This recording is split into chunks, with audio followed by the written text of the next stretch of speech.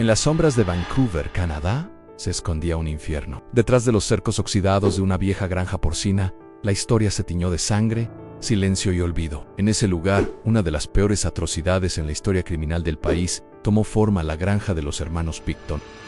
Now, the Robert Pickton tapes. The serial killer comes close to admitting multiple murders in a newly released video of a police interrogation, but Pickton stops short of a complete confession.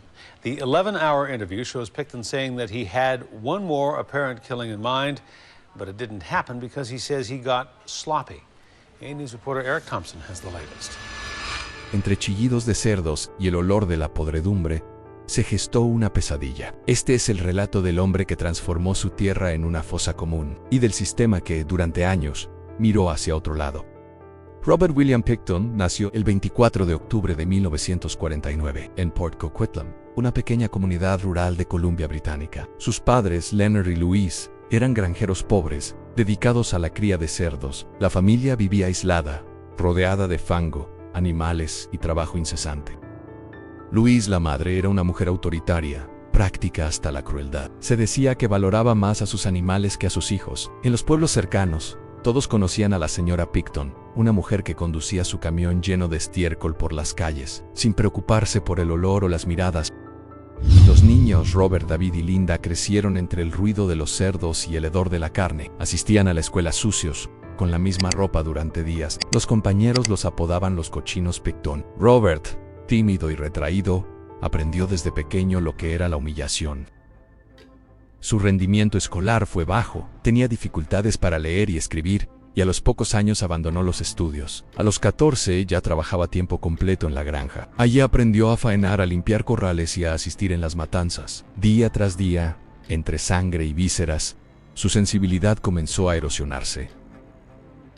Un episodio marcó su niñez. Robert había criado un ternero, su único compañero. Pero una mañana, al volver del trabajo, descubrió que su madre lo había enviado al matadero. Esa noche, cuando la carne del animal apareció en la mesa familiar, él se negó a comer. Esa herida invisible, dicen los expertos, fue el primer destello de desconexión emocional que lo acompañaría de por vida. Con la muerte de sus padres en los años 70, Robert y su hermano David heredaron la granja, vendieron parte del terreno a desarrolladores urbanos, lo que los convirtió en millonarios. Sin embargo, el dinero no trajo progreso, sino descontrol. David comenzó a organizar fiestas en un edificio cercano a la granja, al que llamaron Piggy's Palace Good Times Society. Supuestamente era un club social, pero en realidad se convirtió en un refugio de excesos en alcohol, drogas, prostitución y violencia. Asistían motoristas, obreros, exconvictos y mujeres que trabajaban en el barrio más marginado de Vancouver, el Downtown East Side. Robert, aunque reservado, disfrutaba siendo anfitrión. Observaba a todos con una calma inquietante. Algunos lo describían como amable, otros como alguien con una mirada fría y perturbadora. El ambiente de la granja, cargado de decadencia, se mezcló con una ciudad en crisis, en pobreza, adicciones y un sistema policial saturado. Fue en ese contexto donde Robert Pickton encontró terreno fértil para la impunidad. En marzo de 1997, una mujer llamada Wendy Lynn Eistetter denunció haber sido atacada en la granja de Pickton. Según su testimonio, él la esposó, la apuñaló y trató de degollarla. En un acto desesperado, Wendy logró apuñalarlo a su vez y escapar ensangrentada hasta una carretera. Fue auxiliada por un conductor que alertó a la policía. Pickton fue arrestado y trasladado al hospital por una herida profunda en el abdomen, pero el caso fue desestimado.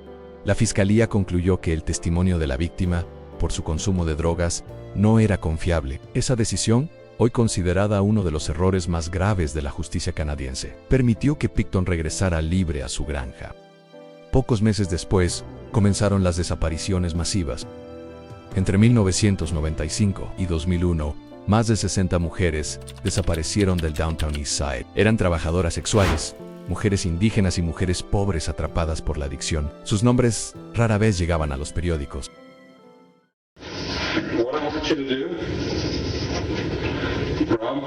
Rob is Robert Willie Pickton, slumped in his chair looking bored with the proceedings as the police officer tried to get him to talk hours after he was arrested.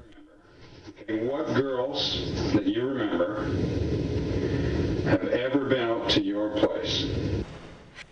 His place was a pig farm in Port Coquitlam, where police had found the remains of some of Vancouver's missing women. In the early hours, as Pickton is shown photos of the women, he insists he knows nothing. I don't know. There's so many people coming out of my place, I don't know. With each picture, there's nary a glimmer of recognition. Has she ever been to your class? Her name's Mona. That would have been Mona Wilson, one of the 6 women Pickton was convicted of killing, 6 counts of murder in the second degree. Because the Supreme Court of Canada recently quashed Pickton's bid for a new trial, the Crown stayed the other 20 murder charges. She's pretty. That's all I can say. La policía atribuía sus ausencias a vidas inestables, sin investigar a fondo. Mientras tanto, Pickton recorría las calles con su camioneta vieja, ofreciendo dinero o drogas a mujeres vulnerables. Les prometía un refugio temporal, una comida caliente, un lugar donde descansar. Muchas aceptaron, ninguna volvió. Las investigaciones posteriores revelaron un patrón: a las mujeres eran llevadas a la granja, atacadas y asesinadas. Algunas fueron descuartizadas, otras disueltas en químicos o alimentadas a los cerdos. Cuando los forenses finalmente entraron a la propiedad, hallaron fragmentos óseos, dientes humanos y objetos personales de las víctimas. La granja se convirtió en el escenario de crimen en la historia canadiense. En febrero de 2002, la policía obtuvo una orden de registro por una denuncia de armas ilegales. No esperaban hallar lo que encontraron. Entre los galpones, los investigadores descubrieron bolsas con restos humanos, pertenencias de mujeres desaparecidas y decenas de áreas excavadas. El operativo se transformó en una excavación arqueológica forense sin precedentes. Duró 2 años y costó más de $70 millones canadienses. Los resultados fueron devastadores. ADN humano se encontró en refrigeradores, herramientas, suelos e incluso en la comida para cerdos. Pickton fue arrestado el 22 de febrero de 2002. Durante su encarcelamiento, un policía encubierto colocado en su celda registró su confesión parcial. Yo quería llegar a 50, pero me quedé en 49. Una frase escalofriante que quedó grabada en la historia criminal de Canadá.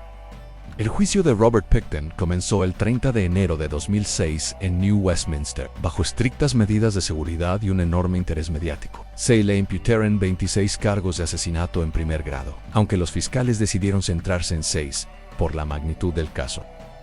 Durante el proceso se presentaron más de 200 testigos y miles de pruebas. Los jurados escucharon descripciones forenses horrendas, relatos de familiares y grabaciones del propio Pickton. El juicio duró casi un año. El 9 de diciembre de 2007, Pickton fue declarado culpable de 6 asesinatos en segundo grado. El juez dictó la cadena perpetua, con posibilidad de libertad condicional a los 25 años, la pena máxima en Canadá. A pesar de ello, las familias de las víctimas protestaron. Fueron muchas más, decían, y nunca sabremos cuántas. Pickton fue trasladado a la prisión de máxima seguridad de Port Cartier, en Quebec. Vivía aislado, bajo estricta vigilancia. Los reportes penitenciarios describen a un hombre callado, sin remordimiento, que ocasionalmente reía solo o hablaba con animales imaginarios. Escribía cartas sin coherencia en las que intentaba justificarse. No soy el monstruo que dicen, solo intenté limpiar el mundo. Durante años, su nombre permaneció como un símbolo del horror, y su granja, finalmente demolida, se convirtió en un terreno baldío custodiado por el silencio. El 19 de mayo de 2024, dentro de la misma prisión, Pickton fue brutalmente atacado por otro recluso, Martin Charest, condenado por asesinato. Usó un mango de escoba roto como arma. Pickton sufrió heridas graves en el cuello y el rostro. Fue trasladado a un hospital en Quebec City, donde permaneció en coma durante casi 2 semanas. El 31 de mayo de 2024, Robert Pickton murió a los 74 años. Speaking in Vancouver today, Prime Minister Stephen Harper says he does not seem eager for a public inquiry into the disappearance of women from the downtown east side, some of whom fell victim to Robert Pickton. The Prime Minister says until now his government has been waiting for the completion of the judicial process. And so far, the idea of an inquiry has not been under consideration. We all know these are horrific crimes, and we're obviously glad there's been conviction in some cases. Obviously, we'll want to look at what we need to do to prevent this kind of thing or detect it much earlier in the future, because we obviously don't want to see a repetition of any of these horrific events. Premier Gordon Campbell says his government's going to do everything it can to ensure these kinds of crimes don't happen again. The Premier says both RCMP and Vancouver Police are in the midst of their own reviews of the matter. The Premier says his cabinet will consider those findings before deciding whether a public inquiry is necessary. He expects a decision on that within a matter of weeks. Su muerte fue confirmada oficialmente por el Servicio Correccional de Canadá. La noticia reavivó viejas heridas. Algunos sintieron alivio. Otros, frustración. El país recordó, una vez más, a las mujeres que nunca regresaron. El caso Pickton cambió la historia judicial y social de Canadá. Durante años, la policía había ignorado las denuncias de desaparición de mujeres pobres e indígenas. La negligencia institucional permitió que un asesino actuara impune durante casi una década.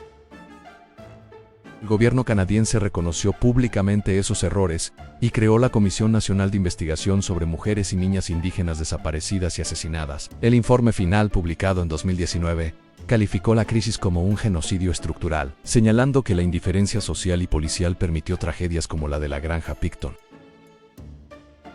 Hoy, el terreno donde se encontraba la granja es propiedad del gobierno. Está vacío, cubierto de hierba, pero para muchos es un lugar sagrado en un sitio de memoria y duelo.